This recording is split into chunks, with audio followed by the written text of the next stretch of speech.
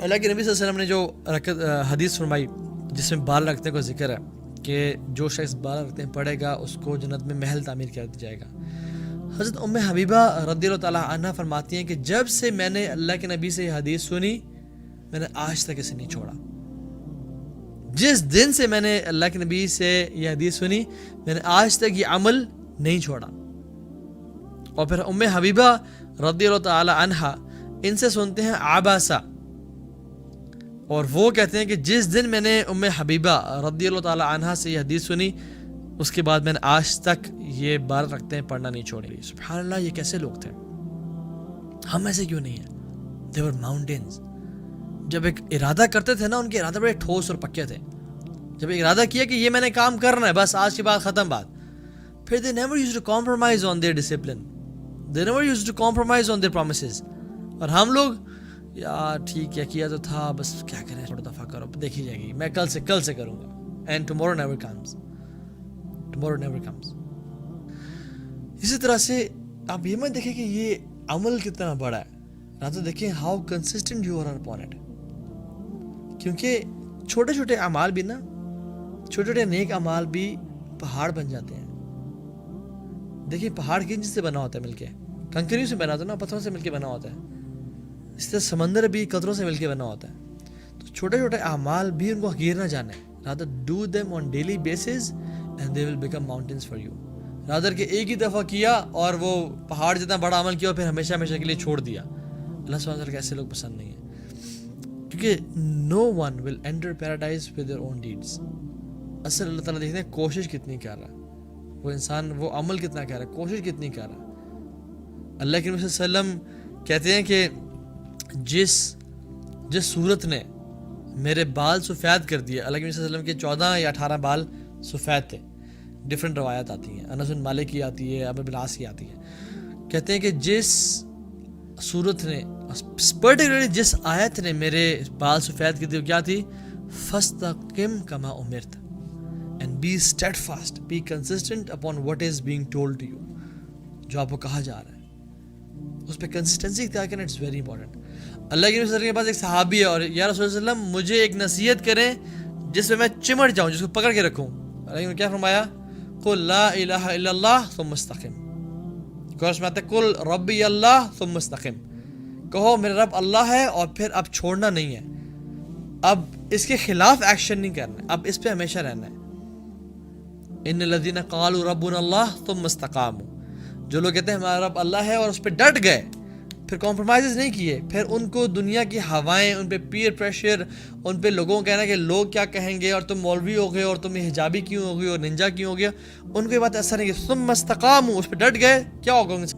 اللہ اکبر، کہ ملائکہ آئیں گے اور کہیں گے ہم تمہارے دوست تھے دنیا کی زندگی میں، آخرت کی زندگی میں بھی، تم پہ نہ غم ہوگا نہ خوف ہوگا، آج کے بعد عیاشی کی زندگی ہے، because you took that pain at first place.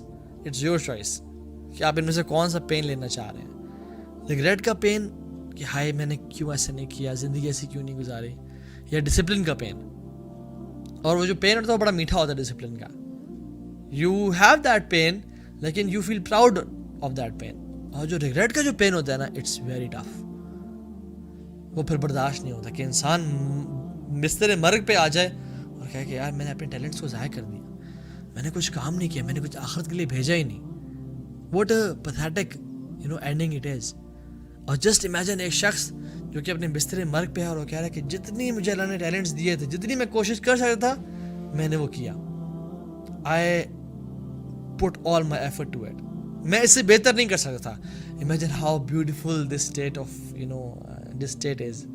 اور انسان اسی طرح سے مر جائے. ہر انسان پھسلتا ہے، ہر انسان گرتا ہے. ہو سکتا ہے کہ آپ آج سے بعد کوئی اسکیجول فالو کریں اور کچھ اچھی عادات لکھ لیں، مے بی مائی ڈیلی 5 لکھ لیں، کوئی بھی اچھی، میں نے بک پڑھنی ہے، میں نے ماں باپ کی خدمت کرنی ہے، میں نے تہجد پڑھنی ہے اور میں نے 12 رکعتیں پڑھنی ہے اور میں نے صدقہ دینا ہے، کوئی بھی آپ 5 لکھ لیں.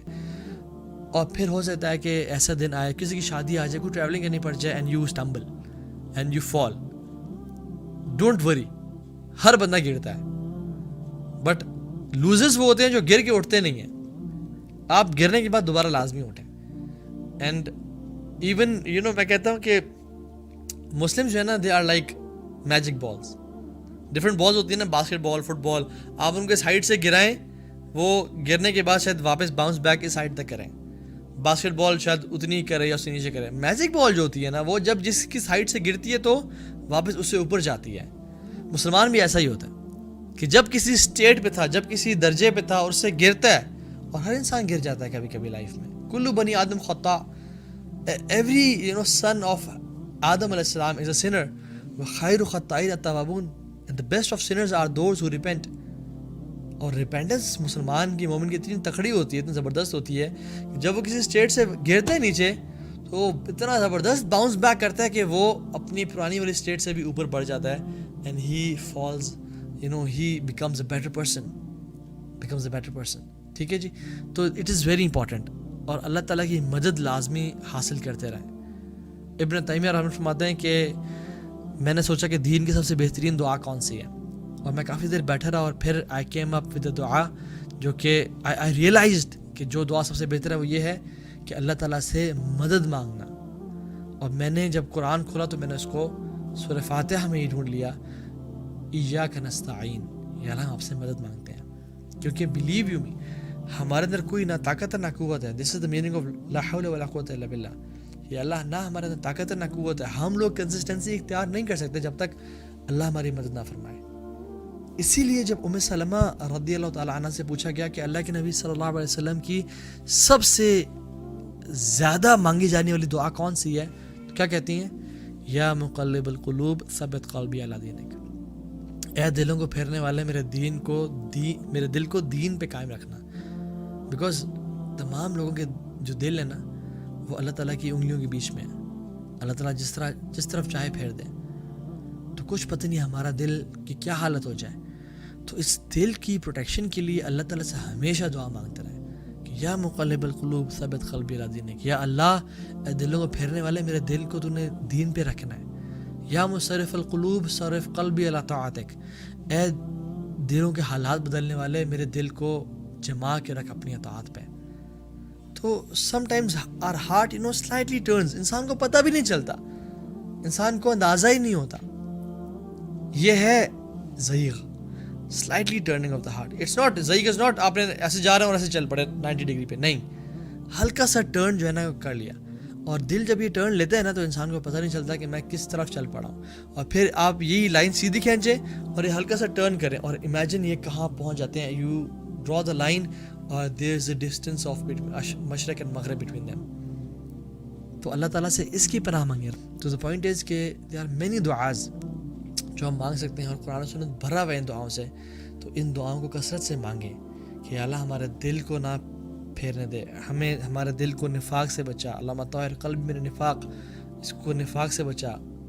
وعملی من ریا, اور ریا سے بچا. ولسانی من الکذب, اور میری زبان کو جھوٹ سے بچا. اور ایسا کہ بہت دعائیں ہیں. اللہ تعالیٰ ہم سب کو دین پہ, اسلام پہ کنسسٹنسی اختیار کرنے کی توفیق دے, اور ہمیں ہر قسم کے فتنے, چاہے وہ خواہشات کا فتنہ ہو یا شبہات کا فتنہ ہو, کیونکہ واللہ اس دور میں because of so many reasons اتنے فتنے بڑھ چکے ہیں کہ کسی کا کچھ پتہ نہیں ہے کہ کہاں پہ وہ گر جائے گا یا کس مرحلے پہ وہ آ کے پھنس جائے گا. تو یہ اللہ کی ذات ہی ہے جو ہمیں سنبھالنے والی ہے. اگر اللہ نے ہمیں نہ سنبھالا تو ہم کہیں نہیں رہیں گے. تو اپنی خاص دعاؤں میں اللہ تعالیٰ سے مدد مانگتے رہیں, پکارتے رہیں کہ اللہ ہمیں ہدایت پہ رکھ اور ہمیں کنسسٹنسی پہ رکھ.